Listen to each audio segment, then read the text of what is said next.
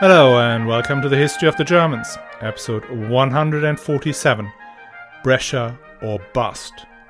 Henry VII's Big Mistake, part of season 8 of the podcast. Henry VII had gained control of most of northern Italy in less than 3 months. It will take him 9 months to lose it all again. How did he go from bringer of peace and justice, an all-out saviour of Italy, to brutal conqueror and godless tyrant? Well, let's find out. But before we start, let me tell you that the History of the Germans podcast is advertising free, thanks to the generosity of our patrons. And you can become a patron too by signing up on patreon.com/historyofthegermans or by making a one-time donation at historyofthegermans.com/support. And let me thank Harrison Hot G, very good name, Kenny T, Johnny T, Marco Y and Bill C who've already signed up. And a special thanks to patron Klaus S, who made my day when he told me that he had met a fellow listener at a party and had a full geek out about German medieval history. That's what it's all about. So, thank you all. But now, back to the show. Last week we left Henry VII at his coronation as King of Italy in Milan. Within mere months he tamed the fractious Italian peninsula, returned the exiles to their cities, and had brought peace and justice. He and his beautiful and clever wife Margherita can now look forward to a triumphal journey to the Eternal City, where Pope Clement V will be eagerly waiting to crown the Hectorian shepherd who holds the rod of temporal correction, as the always enthusiastic Dante called him. All that happened, and they lived happily ever after. The end. Now, I'm afraid there will now be 30 minutes of betrayal, gratuitous violence, disease, and impossible political conundrums before the shining Roman prince has become the mugger who brings ruin to the Italian communes. Inauspicious omens had already appeared when the desperate search for the venerable crown of the Lombards turned up empty-handed, leaving the future emperor wearing a hastily fabricated replacement. But doom builds up slowly. And so the day after the great coronation feast, all the leaders of the Lombards gathered in the presence of their king and praised him. At which point Henry's right-hand man and now imperial vicar of Milan, Niccolò de Monsignori, brings up the topic of a suitable present to be given in honor of the new king. Everyone present knew that what he meant by present wasn't some jewel-encrusted ceremonial sword or robe made from silk or cloth of gold. No, this was one of those cash-only presents that involved only a modicum of voluntary giving. Think dark suit, husky voice, and a dead fish in the post. The Milanese got the hint, and after a brief exchange of views, they designated Guglielmo Pustella to determine the size of the present. And Guglielmo set the sum at 50,000 gold florin. A generous offer, but not overly so. Seeking even more favour with the emperor, Matteo Visconti then jumps up and demands a further 10,000 for the empress. All very noble and chivalric. Guido della Torre is not best pleased about the whole process and comments cynically, well, why not 100,000 gold florin then? That was clearly a cynical aside, not a serious proposal. Still, the imperial notary recorded that the city of Milan was offering a present of 100,000 gold florin as a present to the emperor. A gold florin contains 3.5 grams of gold, which as of today, 7th of May 2024, equates to $260, i.e. we're talking about $26 million in today's money. This was more than the King of Bohemia, the richest of the imperial princes, collected in a year from his lands, which we know contained some of the most abundant silver and gold mines in Europe. It was also 10 times more than the imperial lands in Germany generated for the crown. In other words, it was a colossal sum. But it was still not enough. Similar demands went to the other northern Italian cities that had submitted to the emperor. Padua was, for instance, asked to make a one-time contribution of 60,000 gold coins and an annual tax of 15,000 gold coins plus a quarterly 5,000 gold coins to pay for the army of the imperial vicar. In that context, I think the history of the Germans is a genuine bargain. War was and still is the most expensive of human endeavours, and by the 14th century warfare had become a lot more costly than, say, during the time of the Hohenstaufen. Vassals fighting under feudal obligations had become a smaller and smaller part of the armies. Mercenaries were now the norm, in particular in Italy, where the fighting aristocracy had been in decline, and the merchants, bankers, and artisans had other and better things to do than spending their time banging swords on enemy helmets. So, where was this money to come from? 100,000 gold florins was far too much for a simple whip round amongst the great Milanese families. This kind of expenditure required the city council to raise new taxes. At that stage, taxation inside the cities was introduced on an ad hoc basis to fund either a war or major public works. One of the reasons Henry VII was so enthusiastically received in Italy was his promise to put an end to the endless wars between the various cities. An end of war meant first and foremost no more taxes to fund these conflicts. So, one can imagine how disappointed the population was when they heard that the longed-for reign of peace and justice would kick off with a huge special tax, funding not the defense of the city, but an imperial campaign for, well, God knows where. All across northern Italy did one hear people cursing the emperor on the market square, in the churches and in the streets, as the chronicler Albertus Mussatus wrote. Henry VII tried to calm things down by lowering the total sum owed to 50,000 gold florin. But then he made things worse again when he demanded that 50 of the most senior members of the city elites should accompany him to his imperial coronation in Rome, including Guido della Torre and Matteo Visconti, the leaders of the two factions in Milan. Now, it would be rude to call the imperial hospitality hostage-taking, but then the citizens of Milan were saying much ruder things about other policies of King Henry VII. Rumours of the imperial luster dulling quickly reached the ears of Guido della Torre, the now ex-signore of Milan. But there was nothing to do about it as long as his sworn enemies, the dreaded Visconti, supported the imperial camp. So it was with mixed feelings when he received an invitation for a secret meeting with the Visconti in a monastery outside town. Given the quite justified fear that he may end up dead on the church floor, Guido della Torre sent his son to meet up with the Visconti, who were represented by Matteo's son, Galeazzo. Nobody knows what actually happened at this meeting. According to Villani, Galeazzo complained to the della Torre that he had enough of the harsh imperial rule, and that they, the Visconti, would much rather live under the regime of the della Torre than under that of the emperor. Hence the two families should bury the hatchet, agree a marriage alliance, and throw the emperor and his rowdy soldiers out of Milan. And that went down the throats of the della Torre like honey, and so they began planning for a great uprising. The date was set for the 12th of February 1311.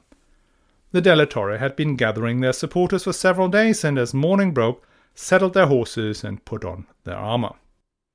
Meanwhile, the imperial forces, aware that something was going on, had taken to patrolling the streets day and night. One of these patrols noted a gathering of 30 armed men outside the house of the della Torre. The della Torre instantly set upon the patrol, even though they themselves hadn't finished their preparations. The leader of the patrol, Duke Leopold of Austria, and his men escaped, but were able to alert the rest of the imperial forces. It was quickly established that the epicenter of the uprising was in the della Torre quarter, and that is where the forces then attacked, and they fairly rapidly overwhelmed the forces of the uprising. The Visconti were nowhere to be seen. Matteo Visconti had gone to see the emperor as soon as the disturbance had begun, and had offered his help to put down the uprising. His son Galeazzo had finally left his house with some of his retinue to see where the wind was blowing. Upon realization that the della Torre had lost, he and his men participated in hunting down the remaining Guelphs. The della Torres, Guido and his two sons, fled from Milan. Now, this was a failed uprising that could have been dealt with quite easily. declare the Della Torre a disgruntled bad apple amongst the otherwise loyal Guelphs, and continue with the general plan of appearing as a just and impartial ruler, Prince of Peace, etc., etc., pp. But no. The imperial army was let loose, and a 3-day-long sack of Milan's Guelphs began. The soldiers raided and then burned down the houses of prominent Guelph families, including the houses of the Della Torre. All the cash they could find was then either stolen or contributed to the imperial war chest. Only once the fury of the soldiers had burned out did Henry VII order an end to the violence. The Visconti's role in all that was doubtful, to say the least, but Henry VII, who had initially exiled them, called them back shortly after the massacre and made them imperial vicars of Milan. It is from this point forward that the Visconti ruled Milan, eventually rising to be Dukes of Milan. But for Henry VII, this uprising had a much less beneficial outcome. His public relations image had been severely damaged. The Della Torre, who had escaped to Cremona, reported their ordeal to the broadly Guelph cities of Lombardy. They accused Henry VII. He wasn't the bringer of peace and justice, as he claimed. All that was just a smokescreen hiding a Ghibelline takeover intended to bring about imperial tyranny. As more and more Guelph refugees arrived from Milan and tales of the Teutonic fury made the rounds, Crema, Cremona, Lodi, Brescia and Bergamo came round to the Della Torre view. They ejected first the Ghibellines, who had only recently returned under the imperial reconciliation policy, and then also sent the imperial vicars themselves packing. News of the breakaway of the Lombard cities spread across Italy. Imperial power crumbled. Padua, which had just submitted to the emperor, now refused his demands for cash.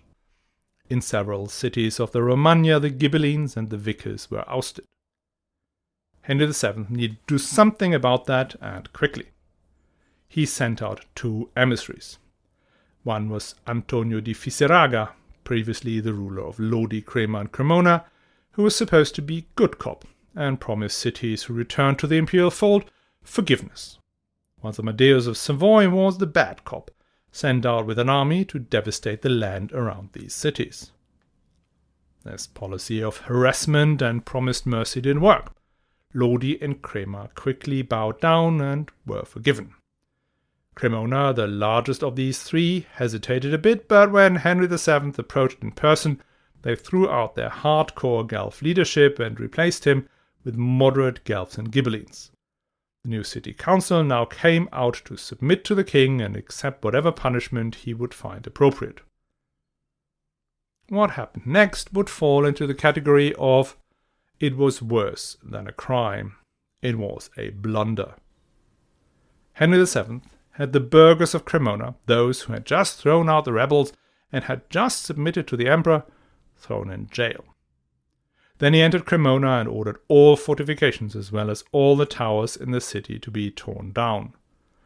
The city was fined 100,000 gold florin. All of Cremona's ancient rights and privileges were rescinded, and their contado, the land surrounding the city, was given away to others. The harsh treatment of Cremona showed the Italians another side of this Prince of Peace. Could the brutality in Milan still be attributed to his lieutenants, or be described as a not uncommon loss of control over the soldiers in an army? The suppression of the commune of Cremona was unquestionably an act of the emperor-elect himself. Why he did that is, as so often, not clear.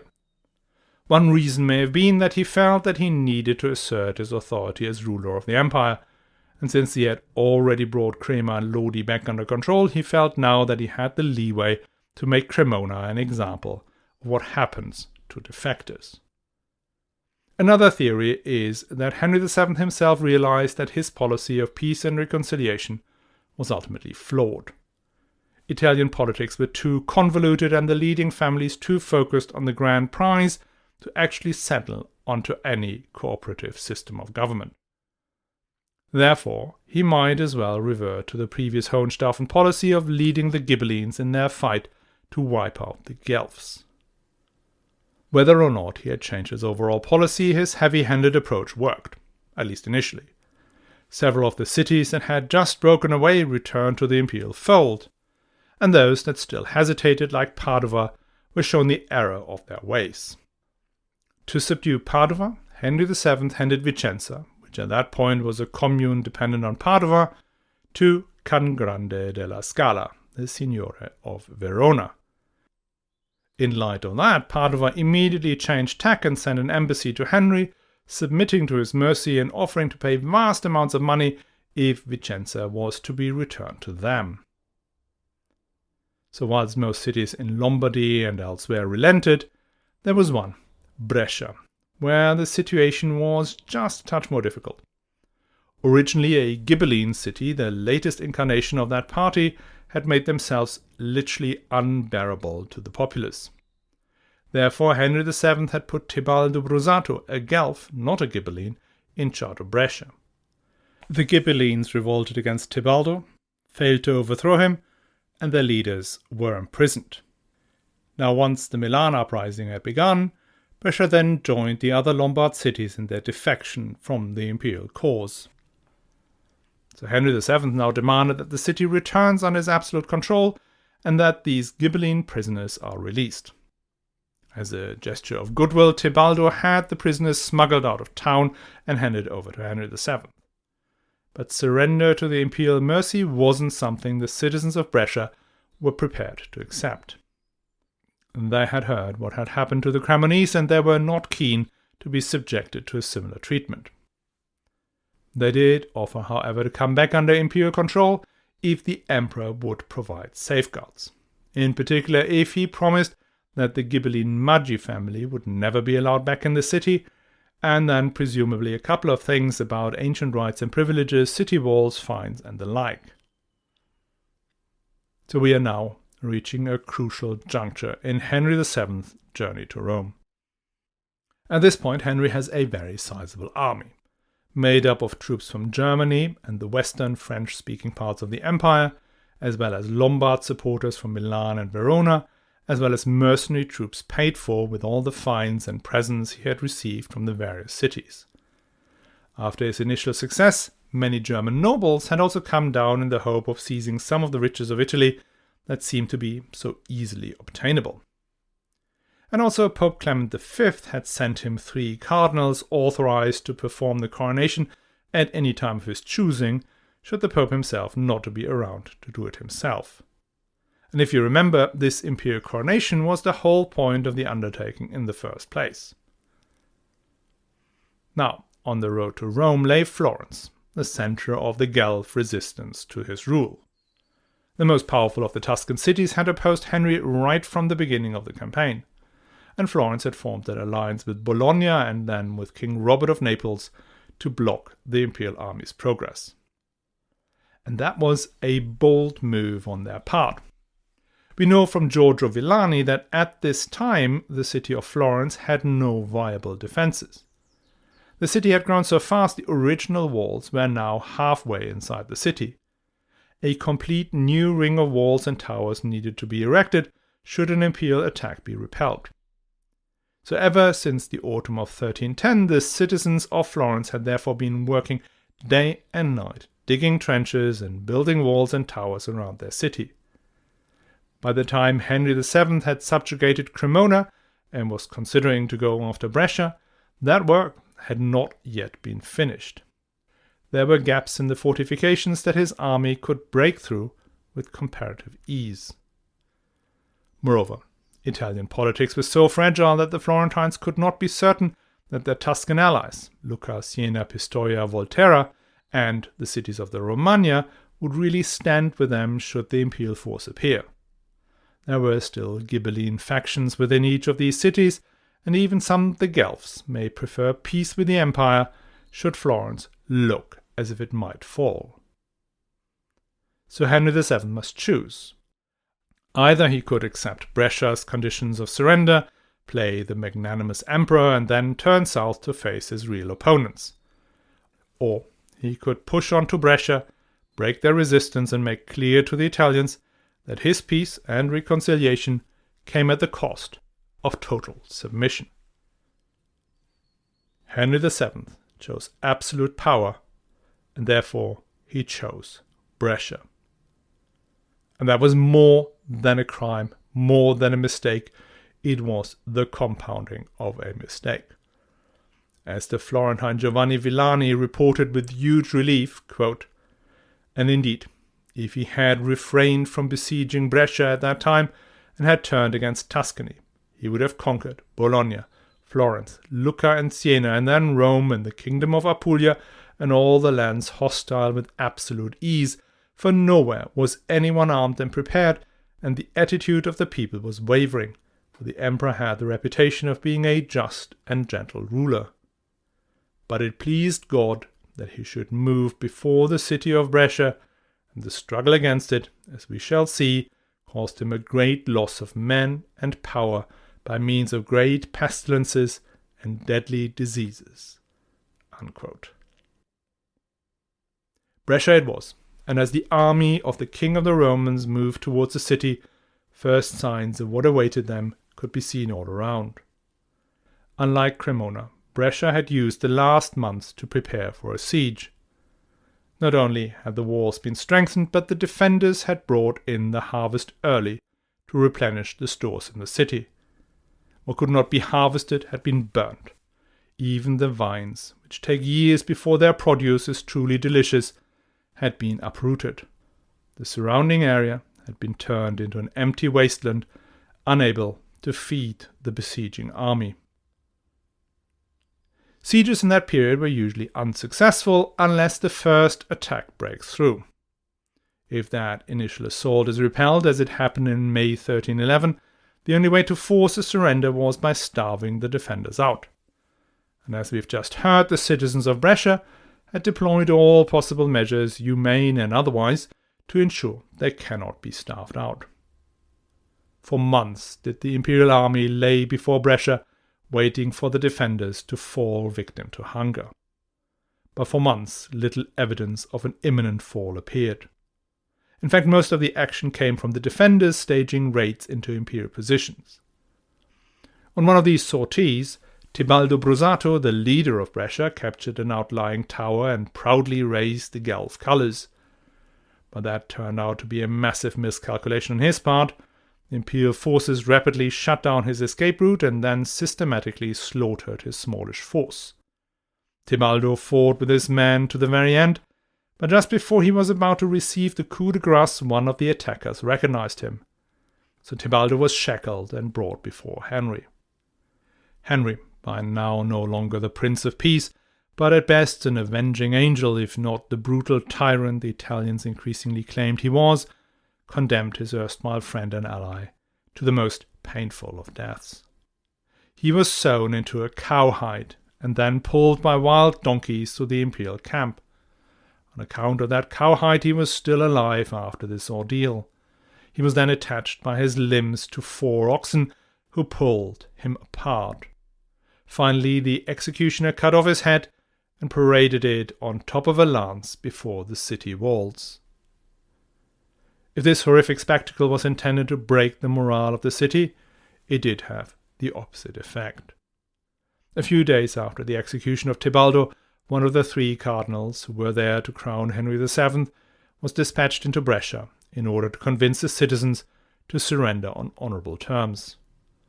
The cardinals did the necessary speeches and entreaties, urging the city to surrender and let the emperor go to his destiny in Rome, as the Holy Father had intended. The Podestà of Brescia, speaking for his people, refused, though, claiming they would rather die than submit to a tyrant. And then he leads the prelates to the storerooms of Brescia that are full with all the produce they had collected. He then goes on to say that they have food for half a year, and that once this has run out, they would eat the lower orders of animals, the rats and bats. And once that's run out, then they would devour the women and children, and those unable to fight, unless they can feast on the giant corpses of these Swedes and Vandals and other Germans. And all this will be done until Christ puts an end to this and judges this cruel and brutal king. Now, contrary to the Brescians' hopes, It wasn't the king himself who became the first prominent imperial victim of this siege, but his brother Valram. A crossbow bolt penetrated his armor as he attacked the walls of the city. Henry took this loss stoically. Many believed it was now time to end the siege. Brescia was clearly well defended and had the necessary food and the determination to hold out. Meanwhile, the time window for a coronation in Rome was slowly closing. Margherita, his wife, and probably his best counsel, also argued for a withdrawal. But there was no way back. If he now negotiated a deal with Brescia, his position would be fatally undermined. All of Italy was staring at this siege of Brescia, and if Brescia could withstand, all the allies of Florence would gain confidence, and many Lombard cities would join the resistance. No, Brescia must fall, come what may. And come it did. A late medieval siege is a messy affair at the best of times, but this one was a particularly messy one. The summer climate of Italy meant camp hygiene was paramount for the survival of an army, in particular an army of men unaccustomed to the diseases prevalent in that country. But Henry's forces neglected these fairly basic requirements. Horses who had died in the fighting or from a lack of food had been dumped not far from the main camp. As summer approached and then arrived, the decomposing bodies became hosts for all kinds of pathogens. Which ones exactly is not clear. Chroniclers only talk about a foul air that brought great pestilence. Of the leaders of the imperial army died 71, of the knights and armed men 7,700, and of the lower classes innumerable men, as Musatus tells us. The dead were piling up so fast they could not be buried, let alone receive proper Christian rituals. The corpses were first dropped outside the camp, but later dragged over into the moats underneath the city walls, until these were filled to the top with decaying human flesh. And still, fighting continued ferociously. Many noblemen, happy to take on any human opponent without fear, capitulated before the invisible bringers of death and fled, but still died in their litters on their way home. Very few survived, amongst them Duke Leopold of Austria, who returned home in haste. The disease did not only affect the imperial army, but also spread across the tightly packed city of Brescia. There too the cemeteries filled up quickly and bodies were buried in the streets, if at all. All that horror was too much for the cardinals. One of them, Cardinal Fieschi, went into Brescia and convinced the citizens to surrender on the promise that they could keep their walls, except for one small section, as well as their city constitution, their privileges, etc. Basically, that they would get the same deal they had offered 4 months earlier. Now, whatever Cardinal Fieschi then told Henry VII, we do not know, but Henry VII accepted the surrender. A section of wall where some German prisoners had been hanged was broken down as agreed. The emperor and what remained of his once large army entered Brescia. The siege is over. Still, Henry is full of vengeance for what has happened, and he ordered his soldiers to take down the walls of the city, promise or not. The siege of Brescia had cost Henry not only 2/3 of the army he had brought from Germany, and even more of his Italian supporters, but also precious time.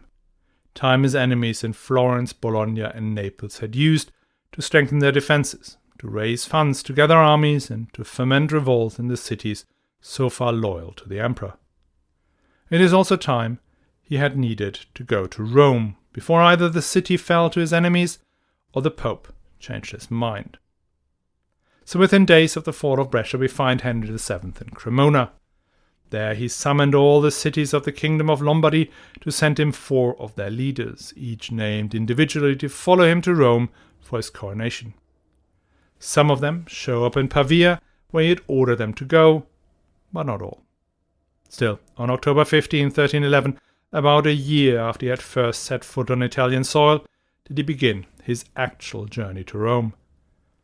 There was no longer any way to take the land route.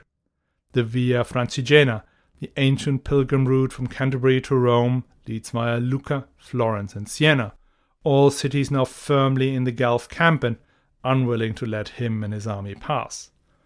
And even smaller passes across the spine of Italy are blocked by the Bolognese, the Florentines and the King of Naples. The only way to go is now by ship from Genoa.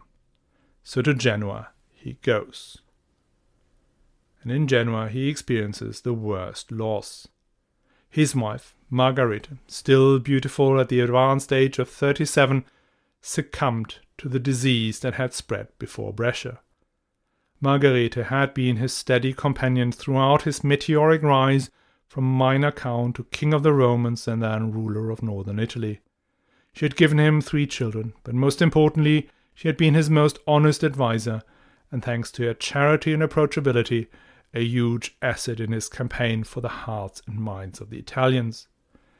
Musatos wrote that, quote, "The king bore his loss with manly dignity and never shed a tear in public." But as improbable as it sounds, before this union there had never been a couple that had been so seriously in love with each other than these two. End quote. Margherita was buried in the Church of the Franciscans in Genoa, and Henry commissioned a splendid funerary monument by Giovanni Pisano. This was a fascinating and intense work of art, one of the most original and free European sculptures of the 14th century. There is nothing medieval about this. Henry Moore had called Giovanni Pisano the first modern sculpture. Sadly, only parts of the work survive, but still her face is visible. She is depicted as angels carry her soul up to heaven, her face enlightened by the hope of the divine. Now, next week, and I'm sorry that I have been so carried away by the events in Milan and in Brescia, that there has to be another week of Henry VII, but there will be one. The sorry tale needs to come to its conclusion, and we need to talk a little bit about the fallout, both for Italian and for German history. I hope you will join us again. And just a final reminder that if you want to support the history of the Germans, go to patreon.com/historyofthegermans or to historyofthegermans.com/support.